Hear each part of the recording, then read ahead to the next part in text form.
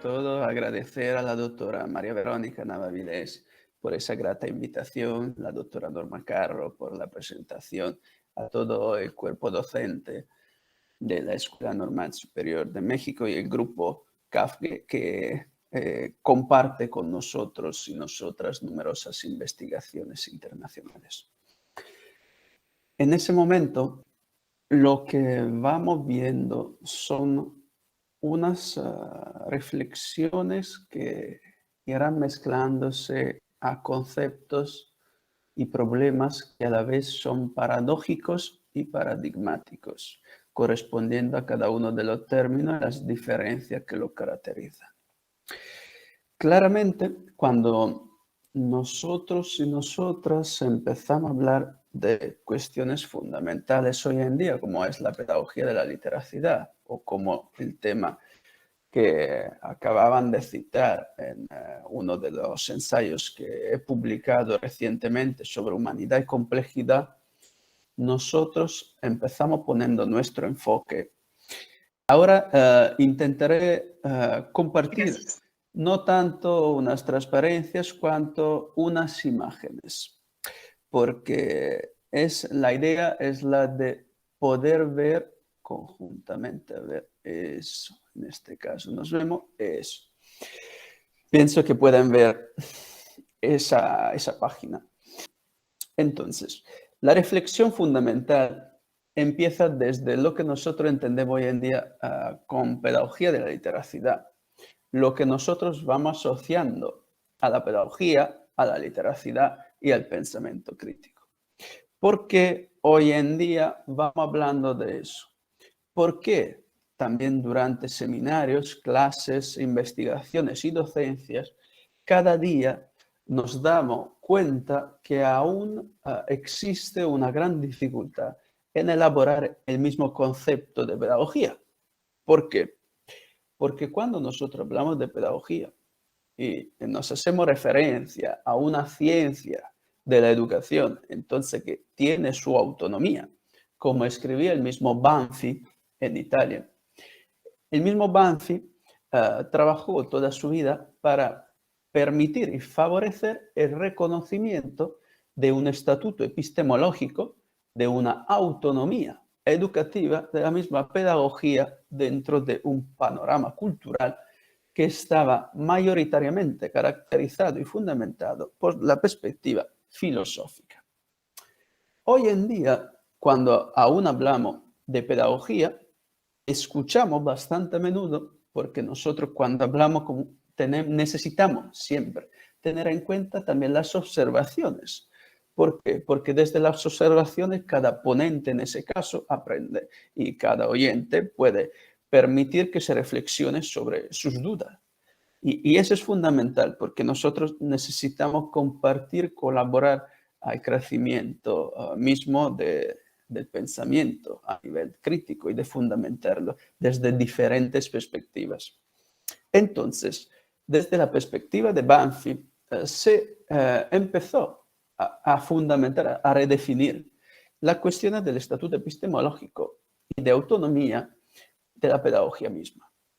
¿En qué sentido? ¿En qué sentido vosotros podéis decir? En el sentido de que la pedagogía, dependiendo de su fundamentación hacia la persona, hacia un sujeto concreto y no un sujeto genérico, como muchas veces se escucha y se oye en distintos casos, un sujeto específico que es la persona y el desarrollo y el crecimiento de la persona misma, gana y logra en distintos momentos su especificidad, su evolución. ¿Qué queremos decir con esa primera parte, con esa necesidad de reconfigurar?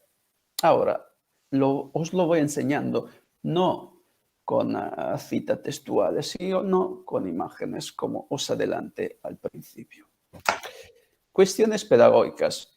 En ese momento nosotros vemos como una obra de arte, un conjunto de colores, imágenes abstractas e imágenes concretas se encuentran. Según la perspectiva de Brunner, estas se encuentran favoreciendo un tipo de desarrollo cognitivo que permitirá sucesivamente, en la perspectiva que alcanza también los estudios vygotsquianos, o aún anteriormente los piagetianos, alcanza un desarrollo cognitivo y un desarrollo mental de la persona misma.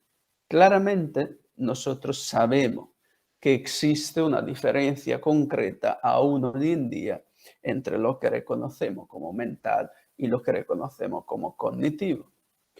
Y empezando desde la necesidad de fundamentar nuestras cuestiones pedagógicas en entornos difíciles, en entornos multiconceptuales, en entornos que están vinculados a la cyberfilosofía, como diría Baudrillard.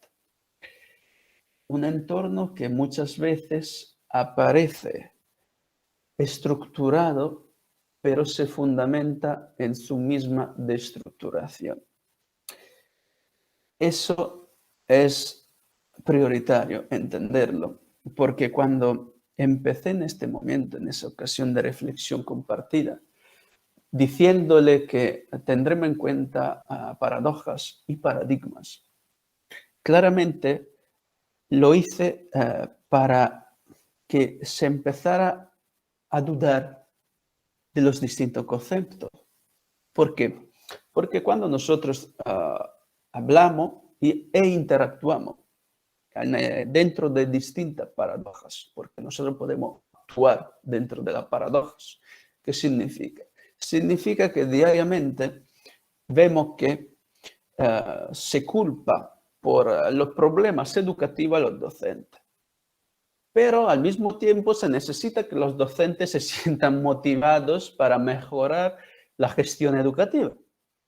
Y nosotros empezamos a decir, pero ¿cómo se puede animar al cuerpo docente a trabajar mejor, con más criticidad, dentro de un entorno que es lo de la estructura, de la complejidad misma, cuando nosotros mismos, a nivel de sociedad, a nivel de familias, a nivel de pares, a nivel de Estado, a nivel de gobierno, no fomentamos una colaboración entre las partes sociales?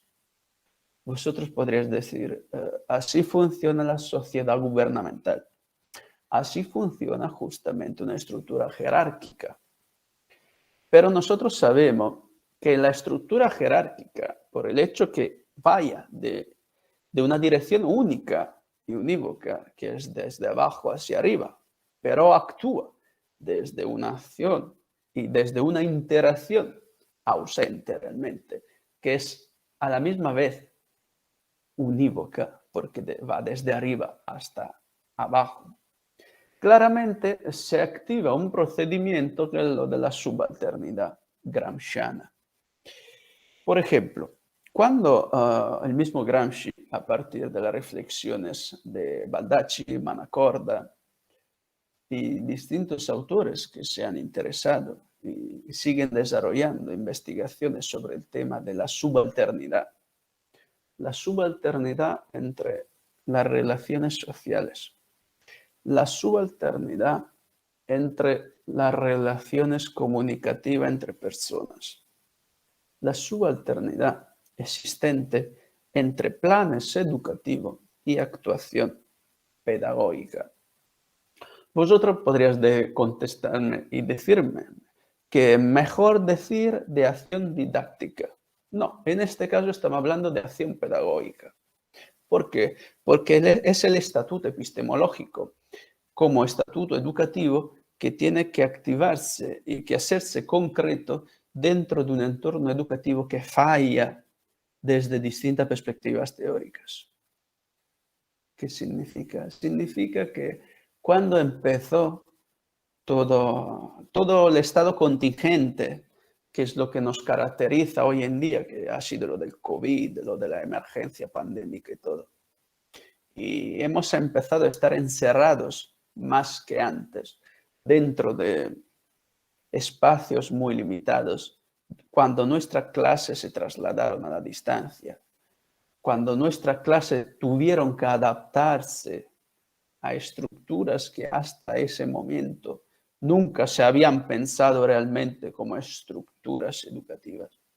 aunque existieran ya plataformas educativas a distancia y presenciales y mixtas, realmente nos hemos encontrado delante de unas otras paradojas. ¿Por qué? Porque existe la educación. Se está trabajando muchas veces a nivel de educación mixta, pero nadie tenía preparado un sistema realmente efectivo para una emergencia de ese tipo. ¿Qué ha causado ese tipo de emergencia que aún hoy en día existe? No podemos decir que ha dejado de existir porque existe. Ha generado una mayor distancia entre las personas, un crecimiento de la subalternidad, de quien no sabía utilizar unas plataformas, de las personas que ese dominio cognitivo y de saberes lo detenían y los están aprovechando aún hoy en día para generar otros contextos, otros espacios jerárquicos, no para fomentar el aprendizaje, sino para crear dependencia de uno y de otro. ¿Cómo estamos viendo y cómo podemos ver dentro de una imagen de ese tipo esa dependencia?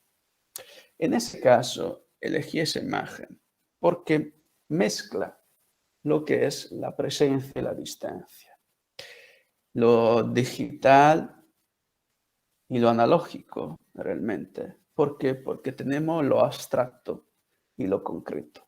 No tenemos nada más concreto de un cuadrado. No tenemos nada más concreto de una esfera. Pero sabemos que a la vez, si cambiamos nuestra mirada respecto al cuadrado o respecto a la esfera, probablemente descubriremos distintos colores, distintas formas, distintas perspectivas. A la vez necesitamos de ese nivel de abstracción. ¿Por qué?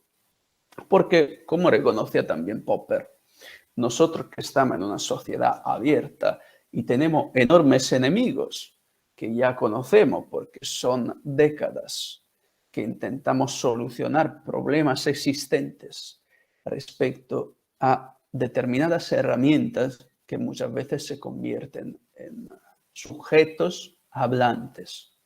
No se convierten en herramientas hablantes, sino sujetos. Y eso cambia la perspectiva de diálogo, cambia la perspectiva de interacción con las herramientas. Convierte una herramienta en un sujeto familiar. Eso es paradigmático. ¿Por qué no es paradójico? Porque el paradigma surge en el momento en que nosotros trasladamos el objeto a sujeto, el sujeto a objeto, en que generamos y a la vez salimos de una relación que no es solo simbólica, sino relacional. ¿Qué significa? Significa que si nosotros conocemos el simbolismo que caracterizó los estudios de Brunner, caracterizó los estudios de Bass, que caracterizó los estudios de Deleuze, o Gramsci mismo, dentro de un entorno educativo y pedagógico, nosotros sabemos que los símbolos, ¿no?, representan también distintas perspectivas, como reconocía también mismo Stendhal. Stendhal, cuando escribió el libro, el famoso su ensayo, El rojo y el negro, habló de la magnificencia de las obras de arte. Habló de lo que después se convirtió, ¿no?, en la síndrome de Stendhal. Muchas veces escuchamos hablar de la síndrome de Stendhal, pero ¿qué sería hoy en día la síndrome de Stendhal? Síndrome de Stendhal es cuando nosotros intentamos expresar la explosión de felicidad, de emoción positiva que surge improvisamente, dejándonos sin fuerza delante de una obra de arte, según Stendhal. Pero nosotros, que estamos vinculados a la educación, necesitamos ir más allá de la percepción que nos sugiere Stendhal de una obra de arte y entonces de su síndrome. Realmente en ese cuadro, que es un cuadro de tipo futurista, y ahora os explicaré por qué el futurismo. Futurista y de un artista italiano, ¿no? Donde se notan unas imágenes. Si lo miramos rápidamente, no logramos entender mucho de la obra de arte. Si nos fijamos lentamente en los detalles, vemos que hay un perro que se está acompañado por su dueño, porque la historia es del dueño en ese caso, y tiene una correa. Claramente, nosotros nos hemos fijado más en el movimiento de esa obra de arte que en las imágenes que transmitían en ese momento. Vosotras y vosotros podríais decirme, ¿por qué una obra futurista? El futurismo, además de todas las variables políticas negativas que lo caracterizaron, es una expresión momentánea de una necesidad de manifestar el movimiento. Por eso me interesó directamente en este caso. ¿Por qué? Porque nosotros necesitamos atribuir, reconocer, validar también los significados que estamos utilizando, adaptando y adecuando a nuestras cuestiones y variables educativas. Nosotros no podemos, dentro también de un área tan específica, cuando ya es en este caso la del seminario interinstitucional, taller sobre temas de complejidad y de reconstrucción, además de la gestión escolar. Nosotros no podemos dejar a un lado todo lo que implica el pensamiento pedagógico y hoy en día más el pensamiento pedagógico de la literacidad. Porque muchas veces aún manifestamos dificultades en expresarnos con palabras como literacidad, ¿no? Es verdad, es una dificultad compartida entre distintos países, porque sabemos lo que es la literacidad, hoy sabemos lo que es la alfabetización, pero muchas veces intentamos mezclar los términos como si fueran sinónimos. No son antónimos, pero tampoco son sinónimos. Y eso es muy importante, porque desde cuando nosotros hemos necesitado profundizar la temática educativa y las distintas caracterizaciones significantes que nos permiten entender, valorar y reconocer las diferencias dentro de un entorno educativo de complejidad, nosotros hemos vuelto a lo que realmente es prioritario para nuestras acciones pedagógicas.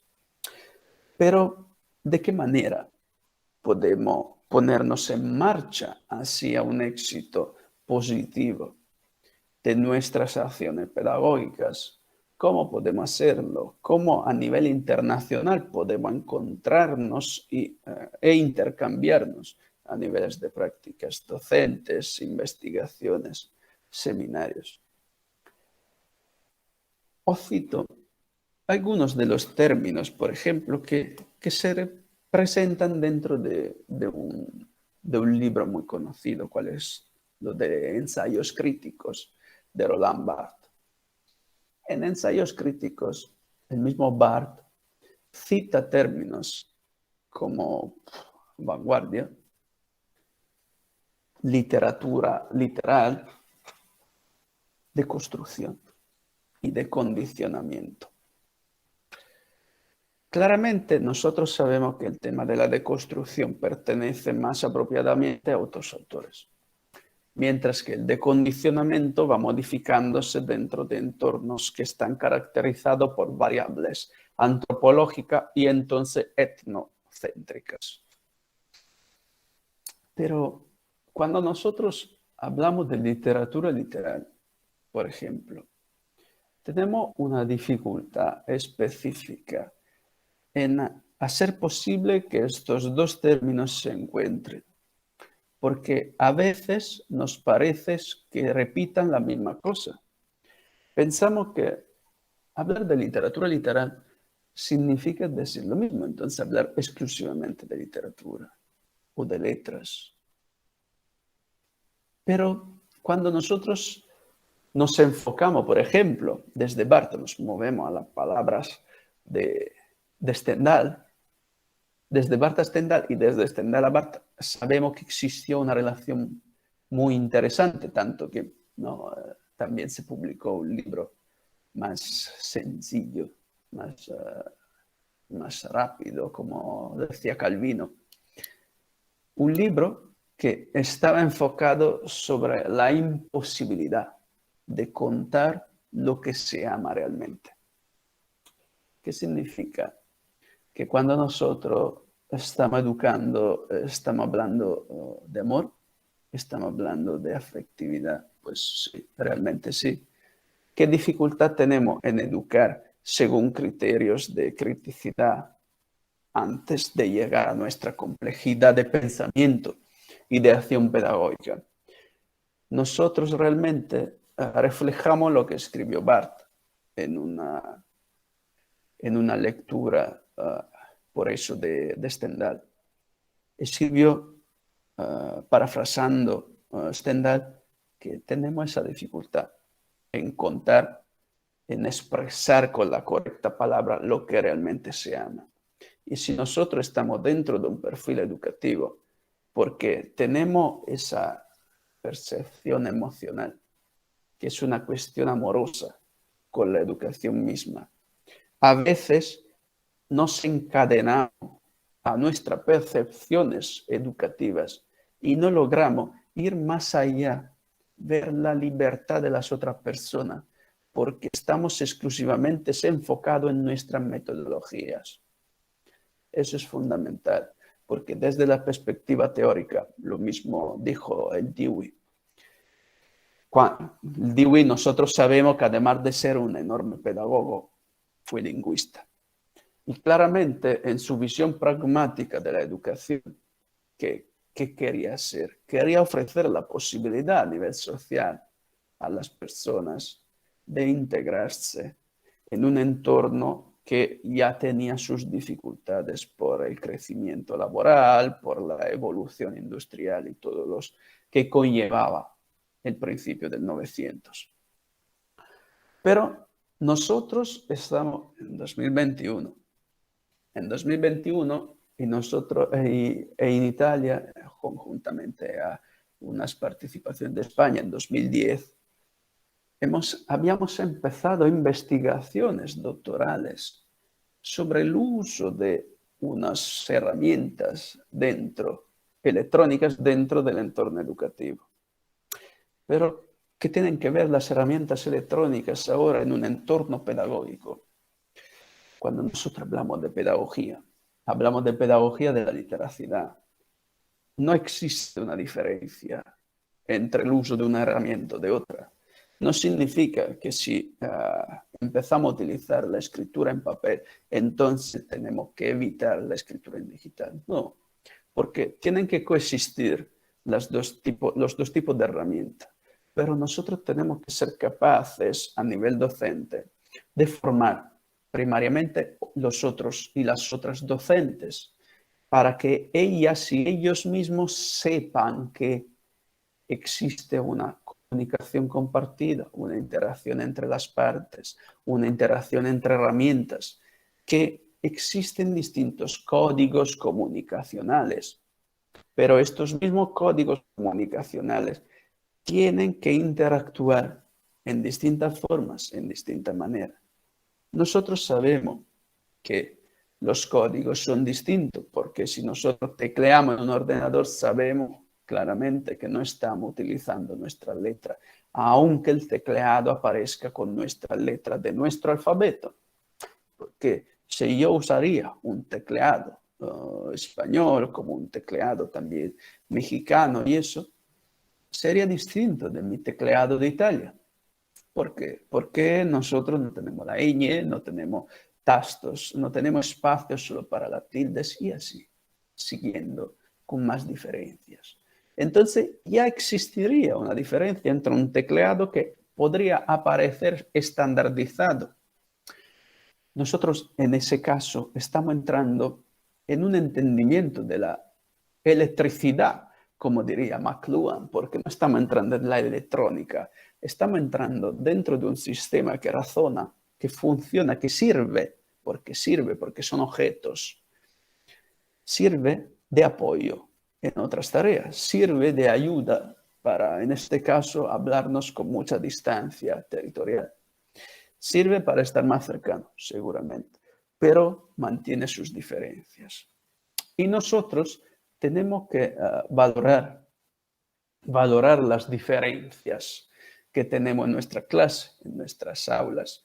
Nosotros necesitamos generar el conocimiento, pero ¿cómo podemos generar conocimiento cuando, vean en esa imagen, donde realmente pasé mucho tiempo en encontrar la justa palabra, la más correcta, que pudiera contraponerse, ¿no?, antinómicamente al pensamiento crítico, porque nosotros hemos estudiado muchas investigaciones que hablan de pensamiento lineal, pensamiento no lineal, pensamiento reticular, etc. Pero sabemos también que la mayoría de las veces se encuentra en contraposición del pensamiento crítico a un pensamiento lineal. Como si la línea realmente pudiera parecer la sencillez que yo quiero definir en este caso. La banalización. ¿De qué estamos hablando? Realmente, nosotros no vamos hacia una linealidad. ¿Por qué? Disculpe. Porque cuando hablamos de un pensamiento lineal, igualmente hablamos de una consecuencialidad. Hablamos de una diacronicidad, de una sincronicidad que existen gracias a la linealidad. Así que lo que nosotros muchas veces entendemos como sencillo, porque lo utilizamos como antinómico respecto al crítico, realmente no es otra cosa que un pensamiento jerárquico que se está justaponiendo horizontalmente en nuestro pensamiento aparentemente crítico hasta ese momento. ¿Qué significa? Significa que lo que nosotros muchas veces consideramos como jerárquico, porque va de arriba hacia abajo con su efecto, pero nosotros sabemos que la jerarquía solitamente, como nosotros la pensamos, es la piramidal, entonces con la punta hacia arriba y no hacia abajo, como también no pensó Dante para el infierno. Pero realmente nosotros tenemos que repensar nuestra manera misma de aprovecharnos, de acercarnos a las teorías y a las metodologías pedagógicas para poder generar, construir, o mejor dicho, reconstruir y gestionar las problemáticas escolares. Pero, ¿de qué manera todos estos conceptos se entrelazan y se enlazan entre ellos? Claramente, si nosotros no logramos entender que más allá de un pensamiento crítico, existe un pensamiento, sí, sencillo, pero que muchas veces es banalizante. Entonces, que se convierte en banalizante en el momento en que no es capaz de desarrollarse, no tiene su linealidad, tiene la fragmentariedad. Cuando nosotros sabemos que lo que es fragmentario, lo que es fragmentado, lo que es parcelizado, separado, no logra juntarse y construir un significado, porque en el momento en que se fragmenta el contenido, sabemos que se van perdiendo las propiedades que había permitido lograr una complejidad de pensamiento, de interacción entre personas. Y ahí ya volvemos al problema inicial, que es lo que ya planteó Morin, que planteó de distintas formas y maneras Maria Montessori y también Mario Lodi en Italia. ¿Por qué? Os hago una cita rápida. Morin conocemos también gracias a los trabajos de ese seminario, taller, desde los estudios compartidos que hemos hecho, las investigaciones. Nosotros sabemos que Morin empieza, ¿no?, desde una cuestión de la naturaleza y un cuestionamiento de la misma forma de pensar que nosotros utilizamos, activamos e intentamos poner en marcha delante de distintas problemáticas. Entonces, cómo nosotros pensamos y cómo nosotros estructuramos nuestro pensamiento delante a las dificultades. María Montessori, ¿qué ha hecho? María Montessori, empezando con el interés hacia los niños y las niñas, dice, si un niño, el método montessoriano nace enfocado a niños y niñas con discapacidades. Hablamos del 1907. María Montessori dice, si yo utilizo y experimento ese tipo de metodología, metodología, dentro de las escuelas con niños y niñas que sufren de diferentes discapacidades y logro los objetivos significativos que después en un entorno bruneriano van tomando su significado distinto, entonces nosotros y nosotras podemos lograr y mejorar los mismos objetivos con estudiantes que no tienen este tipo de dificultad. Vean, era en 1907, después en 1909 con la Escuela de San Lorenzo y así siguiendo en la historia de la pedagogía, que no voy a contársela ahora porque vosotros la sabéis. Claramente que, ¿cuál es la maravilla de ese principio, de ese concepto teórico? Vemos Morin, vemos la cercanía de María Montessori. ¿Dónde vemos la cercanía de María Montessori? La cercanía de María Montessori a lo que Morin define como pensamiento complejo y complejidad en sí misma. Se activa cuando María Montessori empieza a decir que existe una forma mentis, que con Gardner tomará otro significado. Con Bateson se convertirá en un aspecto de la ecología de la persona misma, ¿no?, de lo que en otro libro he podido profundizar como literacidad y metálogos. Cuando Bateson habla de un metálogo, dice que el metálogo es ese macroconcepto, la macroidea, la macroexperiencia desde en que nosotros nos enfocamos para desarrollar microexperiencia, para desarrollar realmente nuestra vida. El metálogo es un macroconcepto, un macroacadimento que permite a nuestra vida tomar un significado distinto, activarse según unas necesidades reales. Pero, ¿cómo? Morin, Montessori, Bateson ahora, y antes os cité Mario Lodi y después os diré por qué rápidamente, aunque el tiempo se va cuando se habla de estos temas y de estas teorías tan relevantes para nosotros y nosotras. Porque en un entorno de construcciones, reconfiguraciones y gestión escolar, nosotros y nosotras necesitamos empezar desde una problemática educativa. Muchas veces, y lo también que dijo Freire, Illich y muchos más, muchas veces nos equivocamos porque empezamos desde una certidumbre, desde una certeza. Nosotros sabemos que hay que lograr ese objetivo, o nosotros sabemos que ese objetivo porque muchos más grupos han dicho que es correcto, y empezamos desde la resolución de otro grupo de investigación que dice que es correcto. No, no tenemos que empezar de algo que se ha logrado. Necesitamos tener en cuenta lo que se logró, pero tenemos que empezar de otra pregunta, porque si no, no vamos a lograr nada. Vamos a repetir mecánicamente teorías y metodologías que otros aplicaron. Vean lo que pasó antes que explotara la problemática pandémica.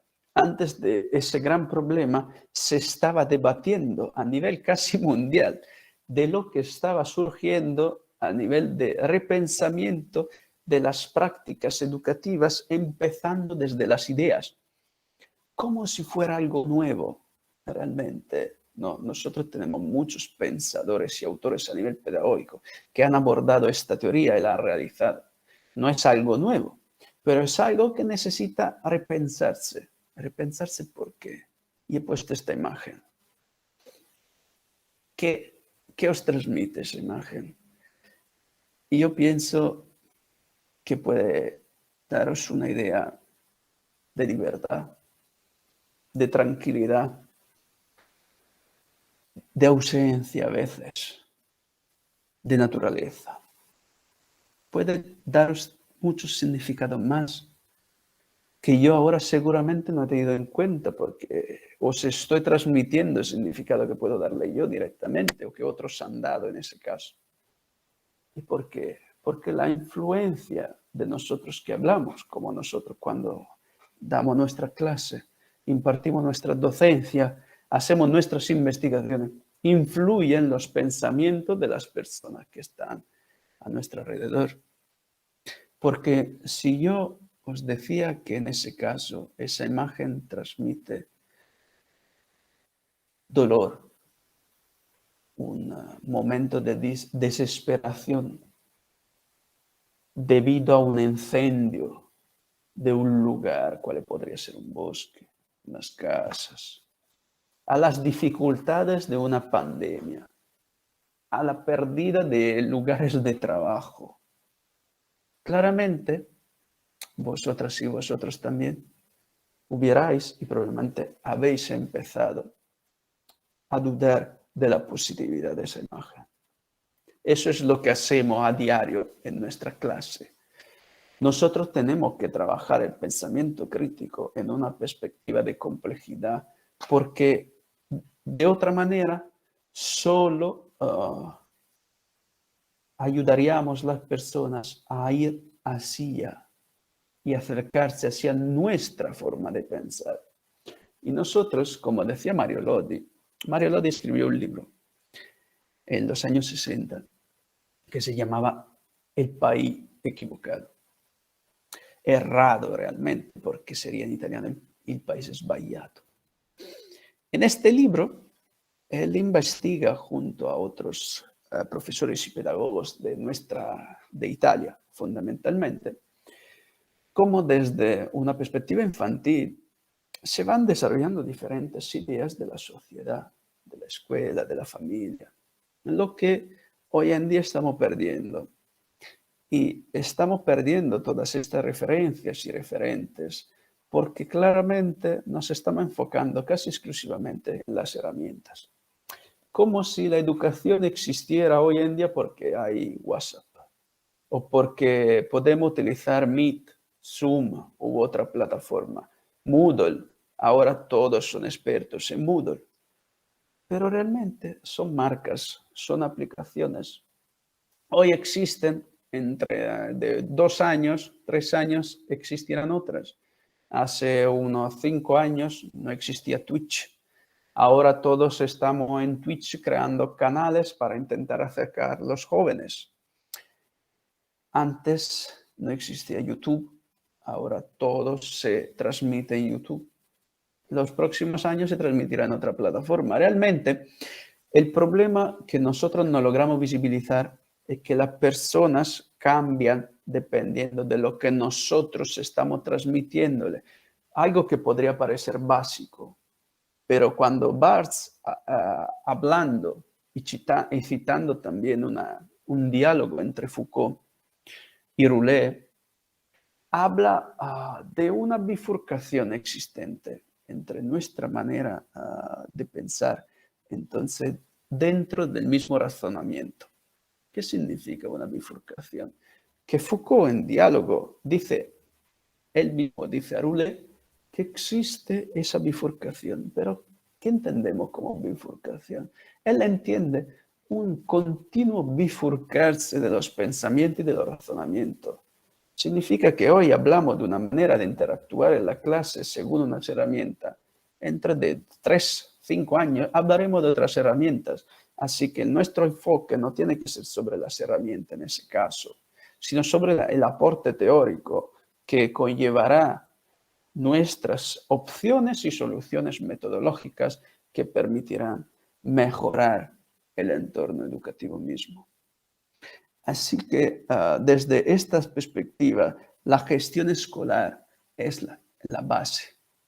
Es la base de nuestro futuro, porque gestión escolar, ¿qué entendemos con gestión escolar?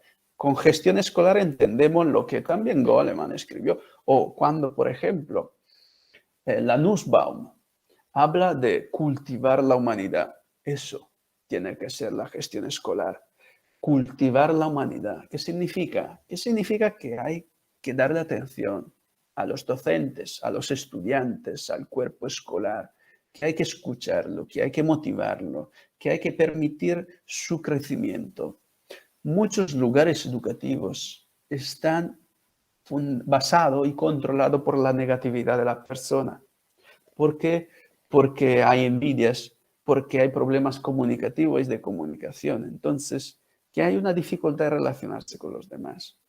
Así que la gestión escolar, como también tendremos, estoy seguro, la posibilidad de hablar en otros encuentros, será una fundamentación casi básica de nuestra estructuración, de nuestro diseño educativo, porque sin una gestión escolar positiva y propositiva, no podemos pensar a un diseño educativo que esté enfocado en la posibilidad, en la calidad, en el crecimiento a nivel crítico y de complejidad de las personas. Así que desde estas perspectivas, nosotros seguiremos con nuestras investigaciones y estoy seguro que a partir también del seminario tendremos la posibilidad durante ese periodo que va abriéndose ahora el nuevo semestre académico en Italia. En octubre empezaremos nuevamente con nuestras clases presenciales y seguramente con la distancia o en algún momento también en la presencia lograremos fomentar nuestros encuentros en distintas perspectivas, con distintas reflexiones, para que sigamos pensando cómo mejorar a la docencia, cómo fomentar el pensamiento crítico y de complejidad. Os agradezco por el tiempo que me habéis dado y por las reflexiones que surgirán en el tiempo y en las próximas publicaciones que pondremos en marcha seguramente en estos temas, porque tenemos mucho que hablar y mucho que trabajar para la mejora de la educación a nivel internacional. Gracias. Cuando nosotros hablamos de la subalternidad, sabemos que según la perspectiva gramsciana en concreto, tenemos que reconocer esa relación implícita entre dominante y dominado, pero más concretamente una relación que existe entre el subalterno y el dominante, realmente, más que un dominante, un dominado. Eso se traslada pedagógicamente a la relación entre maestro y estudiante, maestra y estudiante, y también entre maestro y maestra, entre los pares. ¿Qué significa? Significa que pedagógicamente, cuando nosotros hablamos de subalternidad, estamos hablando de una relación de dominio. Cuando existe y se presenta esa relación de dominio, esa se manifiesta tanto a nivel social cuanto a nivel pedagógico, educativo. Pero ¿cómo podemos verla? ¿Cómo podemos darnos cuenta que está existiendo y se está manifestando una subalternidad desde esta perspectiva? Según Gramsci, a nivel pedagógico existe una subalternidad explícita. Significa que la subalternidad se aplica en el momento en que el maestro y la maestra saben que van a decir algo a los estudiantes que probablemente ellos tienen que aprender, deben aprender.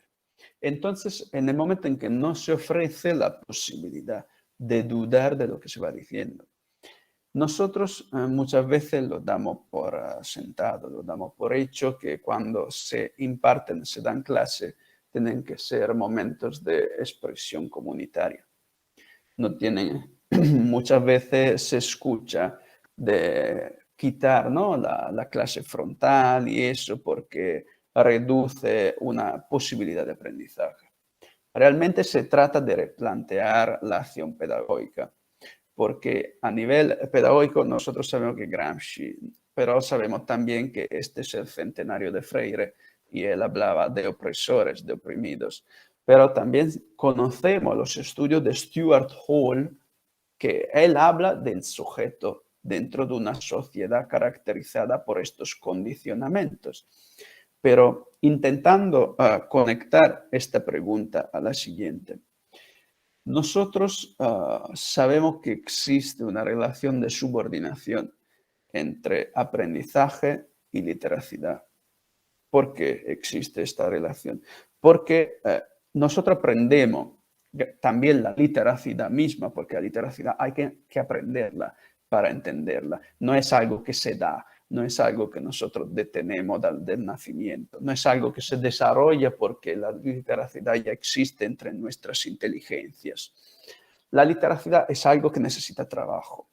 Entonces, la relación de subordinación existe en el momento en que nosotros necesitamos aprender distintas teorías y metodologías para poder trabajar y entender la literacidad misma.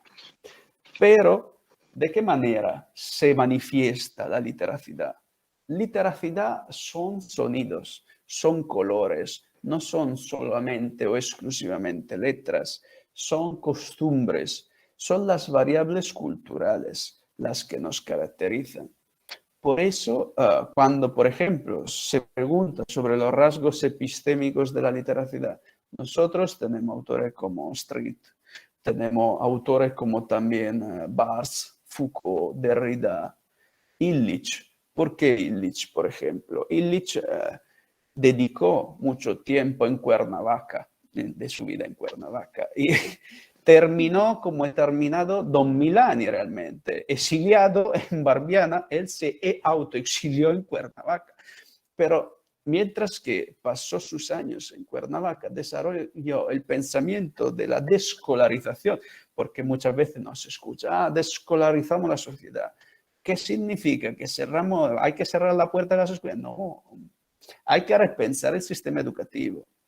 Allá se fundamenta la literacidad, porque nosotros en el momento en que logramos entender que, por ejemplo, el mismo Umberto Eco, cuando él habla de la posibilidad de desarrollar esa sociedad abierta que también nos sugiere Popper, entonces un sistema que tiene que ser abierto, pero ¿cómo? Un sistema que tiene que mantenerse abierto. El sistema se mantiene abierto solamente cuando la sociedad está en las condiciones para dudar, para pensar de manera distinta, para entender los distintos códigos que se están sugiriendo. Porque lo que está pasando ahora es que casi todos hablan del futuro, ya hablan de muchas décadas, del futuro de las tecnologías electrónicas que conquistará los lugares de trabajo. No, realmente puede ocupar algunos espacios de trabajo, lo que son mecánicos, pero realmente la tecnología existe porque existen las personas. Cuando se habla de inteligencia artificial y se supone que la inteligencia artificial realmente puede sustituir el pensamiento emocional, el pensamiento dialógico entre personas, realmente estamos en una enorme equivocación y esto lo saben también los que producen ordenadores, pero están fomentando un pensamiento distópico porque realmente que la inteligencia artificial sustituya a los hombres hace parte de películas en esa perspectiva, porque existe una distopía evidente entre el pensamiento del ser humano y el pensamiento generado por una máquina, que es repetitivo, que es vinculado a unas características que solo las personas pueden manipular, pueden cambiar. Y aunque unas inteligencias artificiales dialoguen entre sí mismas, no van a poder modificar nuestras perspectivas sobre literacidad, sobre educación, sobre entornos educativos.